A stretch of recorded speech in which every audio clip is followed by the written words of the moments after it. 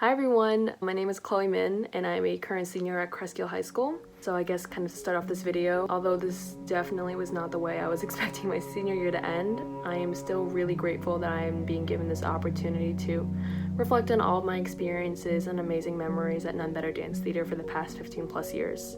So with that being said, I guess let's get into the video. So not too long ago, I was asked the question of what None Better means to me. And without trying to sound too cliche, truth be told, this isn't really a question that I think can be answered in a single sentence. My journey and experiences at None Better, starting from the age of 3, even until now, are what have ultimately taught me some of the most important life lessons that I've applied into the way that I approach everything that I do. Starting at the age of 3 in Robin's creative movement class, dance was definitely just considered to be another extracurricular for me, and probably was treated that way for around the first 7 years that I was doing it. Because at the same time, I was basically playing every single sport that I was thrown into, which was including but not limited to soccer, gymnastics, ice skating, softball, tennis, a bunch of other things. And even though I was doing all those things, as you probably guessed, I ended up quitting pretty much every single one of those sports in order to focus on dance. For me, dance was an opportunity to see my friends, have fun, and knowing that whatever I was learning in class was eventually going to end up on stage in some shape or another. I guess this sort of brings me to what I found was most important to reflect upon over all these years, and that was the lessons that None Better has taught me at every stage of my dance career. At the start, it was discipline. It was learning basic studio etiquette, performance skill, and respect for my peers, teachers, and environment. It was also learning how to point my feet simultaneously while shutting my mouth. I am so sorry for all the teachers that have told me to be quiet over these past 15 years. As I grew older, it became an emphasis not just on hard work, but quality work. It was learning how to remain positive in a competitive environment, and coping with becoming my own biggest critic. Failure, disappointment, and frustration were all things that I found myself succumbing to in more cases than one, and self-doubt definitely began to creep in, even though I still had so much to look forward to.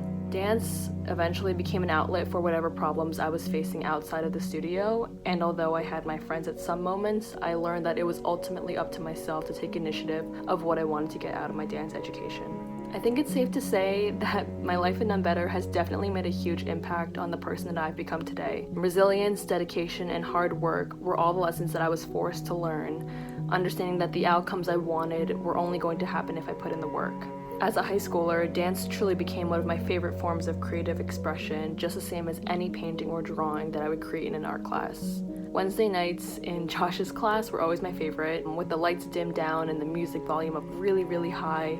I loved having the ability to have creative freedom with my movement, just being guided by simple restrictions and just learning how to navigate and work around them. And just like improvisation, I think navigating being a high schooler was just that. It was learning how to work around whatever obstacles were being put in my way and coming out with a result that was to the best of my ability. I guess this is where the athlete part of my story comes in. And even though this is an entirely different story and people might think at first glance that it's kind of irrelevant to my experiences as a dancer, I actually think it has a lot to do with who I am as a person and how dance sort of found its way into every little thing that I did. I definitely believe that my experiences and journey as a high school athlete have just as much to do with dance as anything else. When I joined my high school track team, I was completely hooked.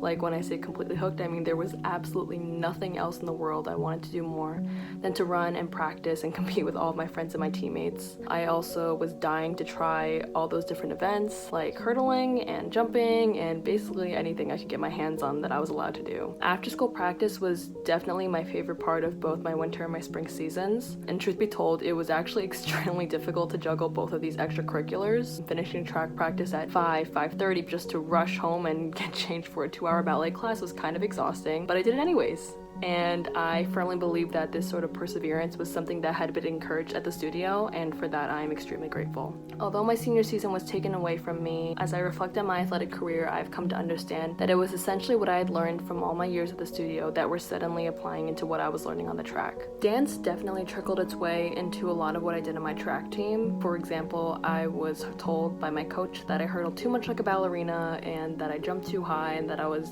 pointing my toes too much. My friends made fun of me for my dance hands, which were this, and I subconsciously found myself doing that pretty much every time I ran or jumped. But even the adrenaline rush of just being at the starting line mimicked waiting in the wings to enter on stage. With all jokes aside, being in quarantine especially has definitely helped me reflect upon how the lessons I had learned with hard work and dedication at the studio were paralleled through my efforts on the team. And I now realize that the way I developed confidence in the dance studio ultimately translated into my confidence as a leader and an individual. Track was a combination of everything I loved about dance, except I got to show it in a different way, I got to perform in a different way, and I got to learn in a different way. I watched how putting in the extra work, having quality practices, and motivating myself to stay positive and be confident in my abilities ended in the most rewarding and unbelievable results. So fast forward to today, being stuck at home and feeling kind of helpless and not motivated to do much. Well, even though my track career ended pretty quickly, my dance career actually did not.